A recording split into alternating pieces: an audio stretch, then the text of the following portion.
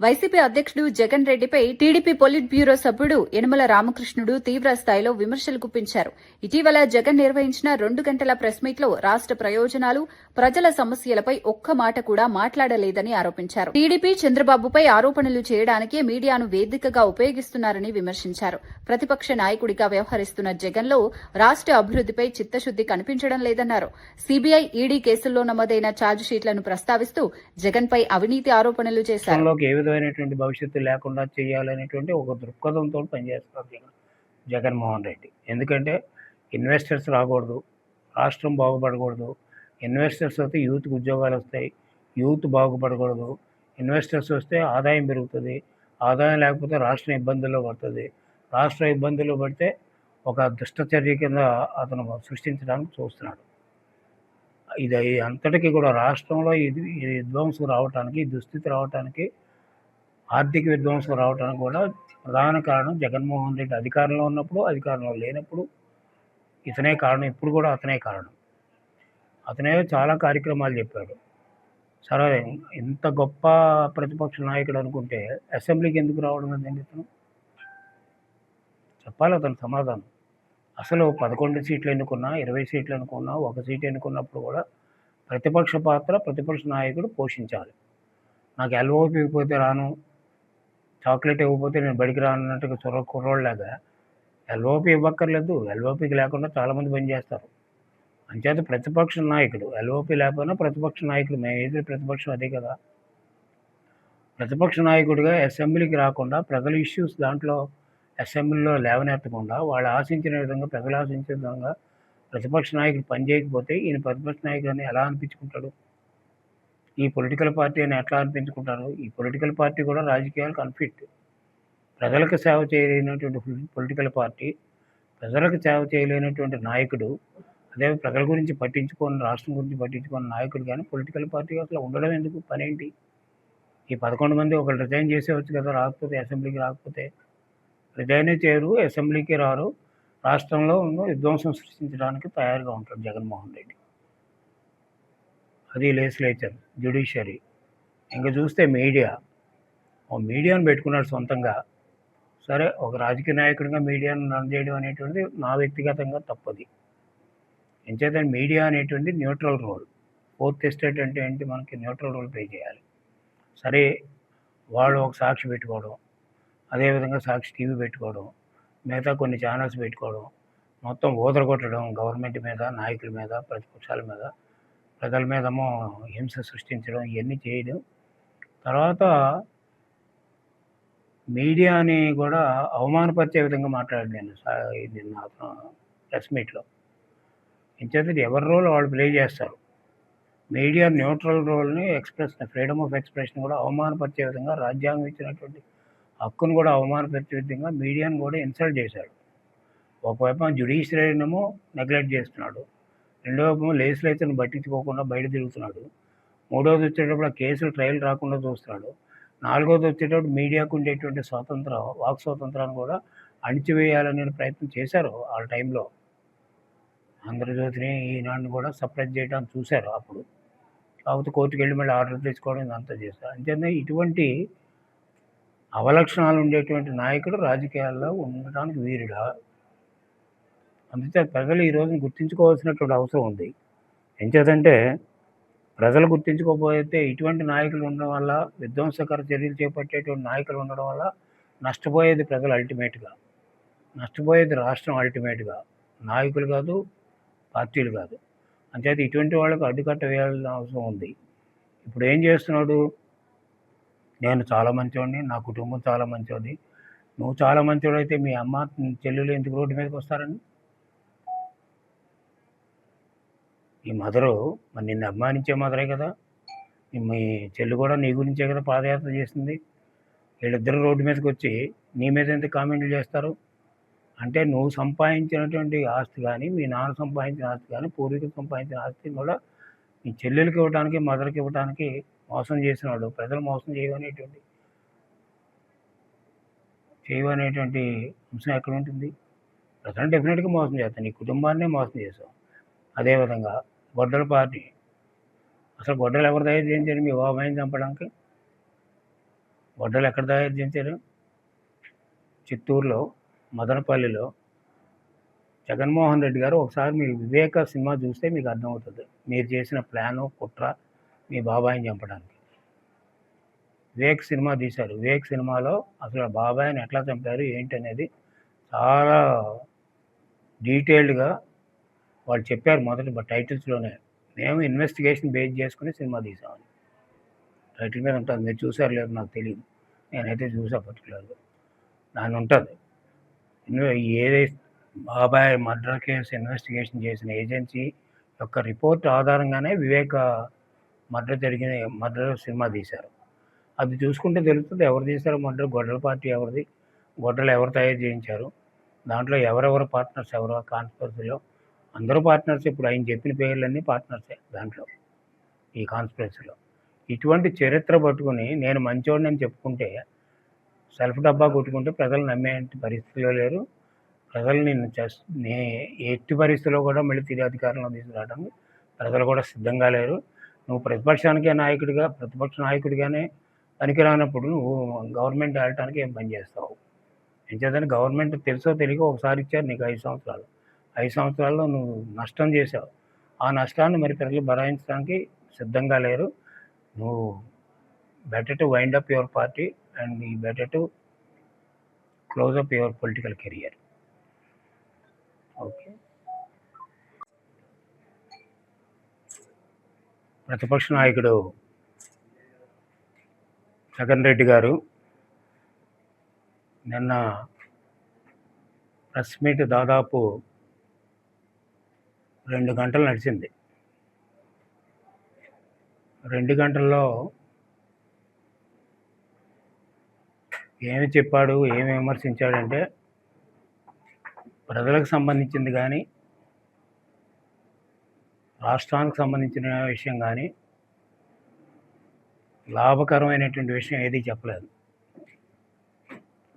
ఎంతసేపు తన సెల్ఫ్ డబ్బా,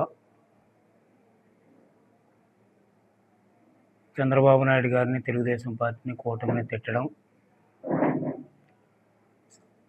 ఇదే మాటలు మాట్లాడాడు తప్ప, లేకపోతే తన కుటుంబాన్ని పొగుడుకోవడం, తనను తాను పొగుడుకోవడం కార్యక్రమాలు చేశాడు.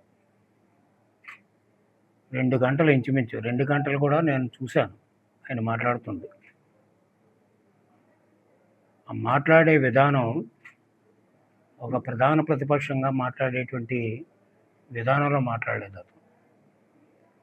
ఒక ఫ్యాక్షనిస్టు, ఒక క్రిమినల్ బ్యాక్గ్రౌండ్ ఉండేటువంటి నాయకుల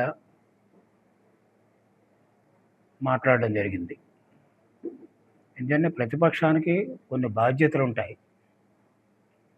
ప్రతిపక్షం ప్రజల గురించి పనిచేయాలి, రాష్ట్రం గురించి పనిచేయాలి, ప్రభుత్వం చేస్తున్నటువంటి చెక్స్ అండ్ బ్యాలెన్సెస్ ఉంటే చెప్పాలి. అంతేగాని చంద్రబాబు నాయుడు వ్యక్తిగతంగా, కూటమి ప్రభుత్వాన్ని వ్యక్తిగతంగా విమర్శించడం అనేటువంటి రాజకీయాల్లో ఒక కొత్త పాత్రను పోషిస్తూ ఉన్నాడు జగన్మోహన్ రెడ్డి. ఇది సరి అయినటువంటి విధానం కాదు ప్రతిపక్ష నాయకుడికి. విచిత్రం ఏంటంటే, నాకు జగన్మోహన్ రెడ్డి చెప్పుకుంటాడు, నేను చాలా గొప్పవాడిని, మాది చాలా మంచి కుటుంబం, నేను చాలా బుద్ధిమంతుడిని, చాలా నీతివంతుడిని అనేటువంటి విధానంలో ఆయన చెప్పుకొచ్చాడు. ఆయన స్పీచ్లోనే ఉంది, ఆయన ప్రెస్ మీట్లో. ఒక్కసారి ఆయన చరిత్రకి వెళ్ళే ముందు వాళ్ళ ఫ్యామిలీ చరిత్రకి వెళ్తే అర్థమవుతుంది అసలు ఫ్యామిలీ ఎటువంటిది అనేది. వాళ్ళ తాత చాలా మంచివాడు, రాజారెడ్డి చాలా మంచివాడు, నాకు నేర్పాడు. మా నాన్న చాలా మంచివాడు, నాకు అన్ని విషయాలు నేర్పాడు, రాజకీయ నాయకుడు ఎలా ఉండాలో నేర్పాడు అనేటువంటి విషయంలో మాట్లాడాడు. నేను ఒక్కటే అడుగుతున్నాను, అసలు కడప జిల్లాలో ఫ్యాక్షనిజం అనేటువంటి పెట్టింది రాజారెడ్డి ఫ్యామిలీ కాదా? మీ తాత చాలా మంచోడని చెప్తున్నారు. మీ తాత పార్ట్నర్ వెరైటీస్ కంపెనీలో పార్ట్నర్ రాజారెడ్డి. దాంట్లో 2-3 పార్ట్నర్స్ ఉన్నారు. ఆ పార్ట్నర్స్‌ని చంపేసి, ఎవరు చంపారనేది వేరే విషయం. చంపి మొత్తం ఆ బెరైట్ కంపెనీనే హ్యాండ్ ఓవర్ చేసుకున్నాడు. Varieties company. ఆ కంపెనీని హ్యాండ్ ఓవర్ చేసుకున్న దగ్గర నుంచే అతను పెద్దవాడు, అంటే డబ్బున్నవాడి కింద తయారయ్యాడు. అదే కాకుండా వాళ్ళ తాత రాజారెడ్డి జీన్స్ అని మొదటి నుంచి చెప్తున్నాను. జగన్మోహన్ రెడ్డికొచ్చినయి రాజారెడ్డి జీన్స్. వాళ్ళ తాతే కడప జిల్లాలో రాజారెడ్డే ఫ్యాక్షనిజాన్ని మొదలుపెట్టాడు. ఫ్యాక్షనిజాన్ని మొదలుపెట్టి బలహీన వర్గాలను ఉపయోగించుకొని తన శత్రువులన్నీ కూడా ఏరిపారేసే కార్యక్రమం చేశాడు. అదే కాకుండా తన శత్రువులు ఎవరైతే ఉంటారో వాళ్ళకు ఉండేటువంటి ఆస్తులు, తోటలు కానీ, పంటలు కానీ నాశనం చేసి మొదలుపెట్టింది రాజారెడ్డి గారు. ఇది హిస్టరీ రికార్డులో ఉంటుంది. అంచేత అటువంటి చరిత్ర కలిగినటువంటి క్రిమినల్ చరిత్ర కలిగిన రాజారెడ్డి యొక్క మనవడికి సేమ్ జీన్స్ వచ్చాయి. మా రాజారెడ్డి గారు, మా తాతగారు చాలా మంచోడు ఈయన చెప్తాడు. హిస్టరీ ఎక్కడ పోద్ది ఉన్నది? ఆయన క్రియేట్ చేసింది ఎక్కడ పోద్ది? రెండోది వచ్చేటప్పటికి వాళ్ళ నాన్న రాజశేఖర రెడ్డి గారు, ఆయన మంత్రిగా ఉన్నప్పుడు సెక్రటేరియట్లో ఆయన మీద అటాక్ జరిగింది. స్వయాన మంత్రిగా ఉన్నాడు. రాష్ట్ర సెక్రటేరియట్లో, కంబైన్డ్ స్టేట్లో ఆయన మీద అటాక్ జరిగింది. అటాక్ జరిగితే మీకు చాలామంది జ్ఞాపకం ఉంటుంది. తెల్లంటికల సూర్యుడు ఉంటాడు. ఆ సూర్యుడు రక్షించాడు ఇతన్ని. అడ్డుపడితే రాజశేఖర రెడ్డి గారికి నష్టం ఏమీ జరగకుండా, దెబ్బలు జరగకుండా అడ్డుపడ్డాడు. దాంతో రాజశేఖర రెడ్డి సీఎం అయిన తర్వాత ఆ తెల్లంటికల సూర్యుని ప్రధాన నాయకుడిని పక్కన పెట్టుకున్నాడు. అది చాలా పేపర్లో అన్నింటిలో వచ్చింది, తెలుసున్నదే. అంటే ఒక వ్యక్తి అటాక్ చేస్తున్నాడంటే ఎందుకు చేస్తాడు? ఉట్నే చేస్తాడా? జగన్మోహన్ రెడ్డి గారు ఇది ఆలోచించాలి కదా. ఎందుకు చేశారు? మీ నాయన మంచోడా చెడ్డోడా అని మేము అనడం లేదు. అసలు మీ నాయన మీద అటాక్ ఎందుకు జరిగింది? జరిగిందా లేదా? జరిగితే ఎందుకు జరిగింది చెప్పాలి కదా. అది చెప్పకుండా మా నాయన చాలా మంచోడు, మా తాత చాలా మంచోడు, నేను అంతకంటే మంచోడిని దాంట్లో చెప్తాడు ప్రెస్ మీట్లో. అసలు ఏ రాజకీయ నాయకుడన్నా చెప్పుకుంటాడా అట్లాగా? ఆయనే ఈయన చేసింది ఏంటి? బెంగళూరులో కూర్చుని ఈయన అప్పటికి ఎమ్మెల్యే కాదు, ఎంపీ కాదు, లేకపోతే మంత్రి కాదు, ఏం కాదు. ఇక్కడ వాళ్ళ నాన్న ముఖ్యమంత్రిగా ఉన్నప్పుడు పెత్తనం చేద్దామని ఇక్కడికి వస్తే ఇక్కడ కుదరక బెంగళూరు వెళ్ళిపోయి బెంగళూరు నుంచి అండర్ గ్రౌండ్ ఆపరేషన్స్ అన్నీ చేశాడు.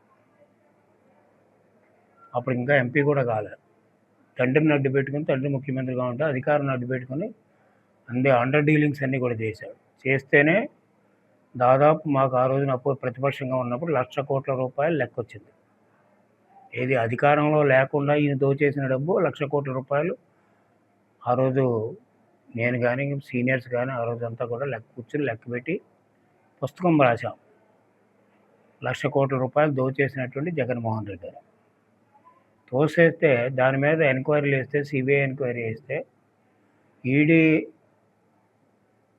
రిపోర్ట్లు ఇస్తే, 11 ఛార్జ్షీట్లు వేస్తే, అదేవిధంగా 11 ఛార్జ్షీట్లలో తెలియజేసింది ఏంటి? 43,000 కోట్ల రూపాయలు అవినీతి జరిగింది, అక్రమాలు జరిగాయి. ఈయన యొక్క ఆస్తి విలువ 43,000 కోట్ల రూపాయలు. ఈయన చేసిన దాంట్లో out of 1,00,000 crore what we alleged on that day. నువ్వు పతిథి ఎలా అవుతావు? నువ్వు గొప్ప నాయకుడు ఎలా అవుతావు? అధికారంలో లేనప్పుడే 40,000 కోట్లలో 43,000 కోట్ల రూపాయలు దోచేసావని ఇన్వెస్టిగేటింగ్ ఏజెన్సీస్ అన్నీ చెప్తే, నేను చాలా మంచోడిని, నేనే మంచోడిని, నాకంటే గొప్పవాళ్ళు లేడని చెప్పుకునేటువంటి స్థితికి వచ్చావంటే నిన్ను అందరూ కూడా ప్రజలందరూ అనుమానిస్తున్నారనమాట, నువ్వు చెడ్డవాడని. ఆ విధంగా ఛార్జ్షీట్లు ఇప్పుడు పడి ఉన్నాయి. ఇంకా ట్రయల్ బిగిన్ అవ్వాలి. ట్రయల్ బిగిన్ అవ్వకుండా జ్యుడిషియరీని కూడా మోసం చేస్తున్నారు వేరియస్ పిటిషన్స్ వేసి. ట్రయల్ బిగిన్ అవ్వకుండా, ట్రయల్ బిగిన్ అయితే ఈయనకు తెలుసు మనీ లాండరింగ్ కేసులో శిక్ష పడిపోద్ది, ఐపీఎస్లో శిక్ష పడిపోద్ది, ఈయన ఫ్యూచర్ పాలిటిక్స్ పనికిరాడు అనేటువంటి ఆయన లాయర్స్ అంతా సలహా ఇచ్చి ఉంటారు బహుశా. సలహా ఇవ్వడంతో డిలే టాక్టిక్స్ అన్నీ కూడా పిటిషన్ వేసి కోర్టులో, ఆ కోర్టు ద్వారా ఈ యొక్క ట్రయల్స్ రాకుండా డిలే చేస్తున్నాడు. అది చీటింగ్ కదా ప్రజల్ని? నువ్వు తినేసావని స్పష్టంగా చెప్తా ఉంటే అవి ప్రూవ్ చేయకుండా 43,000 కోట్ల రూపాయలు, 5,000 కోట్ల రూపాయలు దగ్గర దగ్గర అటాచ్మెంట్ చేసింది ఈడీ. అంటే ఇది ప్రూఫే కదా! ఇవన్నీ ప్రూఫ్ ఆల్రెడీ ఎస్టాబ్లిష్ చేశారు కాబట్టి ఇవి కోర్టుకి వెళ్తే ట్రయల్‌లో నిజమవుతే మనకు శిక్ష పడతది. రేపు ఫ్యూచర్ పాలిటిక్స్‌లో ఇది పోటీ చేయడానికి కుదరదు అనేది ముందే ఊహించి డిలే టాక్టిక్స్ ట్రయల్స్ రాకుండా అనేక రకాలుగా ప్రయత్నాలు చేస్తున్నాడు. అంచేత కోర్టులు కూడా తొందరగా ట్రయల్స్ బిగిన్ అయ్యేటట్టు చూడవలసినటువంటి ఒక బాధ్యత. అదేవిధంగా సుప్రీంకోర్టు చాలా స్పష్టంగా చెప్పింది 2 విషయాలు. Economic offender is dangerous to the murderer. అంటే మర్డర్ చేసిన వాడికంటే ఈ ఎకనామిక్ అఫెండర్ అంటే ఆర్థికపరమైనటువంటి నేరాలు చేసిన వాడే చాలా ప్రమాదమైనటువంటి వ్యక్తి. ఎందుకంటే అనలైజ్ చేయాలంటే ఆ డబ్బంతా కూడా ప్రభుత్వ ఖజానాలకు వచ్చే డబ్బంతా ప్రైవేట్ ఖజానాలోకి పోయింది. అంచేత ప్రైవేట్ ఖజానాలకు ప్రైవేట్ పాకెట్లోకి ఎప్పుడైతే పోయిందో ప్రభుత్వం దానికి అప్పులు చేసుకునే పరిస్థితి వచ్చింది. అంచేత అదే డబ్బు ఆయన చేసినటువంటి 43,000 కోట్ల రూపాయలు ఏదైతే ఇన్వెస్టిగేటింగ్ ఏజెన్సీ ఐడెంటిఫై చేసినారో అదే కానీ ఖజానాకు వచ్చుంటే ప్రభుత్వానికి వచ్చుంటే ఇంత ఆర్థిక దుస్థితి ఉండదు. ఈ రాష్ట్రంలో ఆర్థిక దుస్థితి కారణం కూడా ఆయనే. ఆయన అధికారంలో ఉన్నప్పుడు అట్లా చేశాడు, అధికారంలో లేనప్పుడు కూడా అట్లా చేశాడు. ఆ విధంగా అధికారంలో లేనప్పుడు చేసినటువంటి కార్యక్రమం ఈయన మంచోడు ఎలాగవుతాడని ప్రజలు అనుకుంటారు. 43,000 కోట్ల రూపాయలు నిర్ధారిస్తే ఇంకా మంచోడని అనుకుంటారా? అంత అనుమానం ఈయనకి. ప్రజలు నన్ను తప్పుదోవ పట్టిస్తున్నారని నన్ను వేరే విధంగా అనుకుంటున్నారు కాబట్టి నేను మంచివాడని నేనే చెప్పుకోవాలి. ఈయన మంచివాడని ఎవరు చెప్పడానికి ముందుకు రావడం లేదు. ఆ విధంగా జ్యుడిషియరీ ముందు కూడా తప్పుడు వాదనలు వినిపించి కేసులు వాయిదా వేయించుకునే పరిస్థితికి వచ్చాడు జగన్మోహన్ రెడ్డి. ఎందుకంటే తనకు శిక్ష పడుతుంది. రెండోది వచ్చేటప్పటికి ఈయనకి అసలు అపోజిషన్లో ఉండటానికే వీనికి అర్హత లేదు. గవర్నమెంట్లో 5 సంవత్సరాలు శుభ్రంగా విధ్వంస కార్యక్రమాలు చేపట్టాడు. ఆ రోజున 5 సంవత్సరాలు 14 నుంచి 19 వరకు తెలుగుదేశం ప్రభుత్వం ఏదైతే కార్యక్రమాలు మంచి కార్యక్రమాలు చేసి రాష్ట్రంలో ఉండే కష్టాల నుంచి బయటకు తీసుకొచ్చి రాష్ట్రాన్ని అభివృద్ధి చేయడానికి ప్రయత్నం చేస్తే ఈయన వచ్చిన 19లో తప్పుడు ప్రచారం చేసి నాకు ఒక ఛాన్స్ ఇవ్వండి అంటే ఇస్తే దాంతో మొత్తం రాష్ట్రాన్ని విధ్వంసం చేశాడు కాబట్టి రాష్ట్ర ప్రజలందరూ కూడా బుద్ధి చెప్పారు.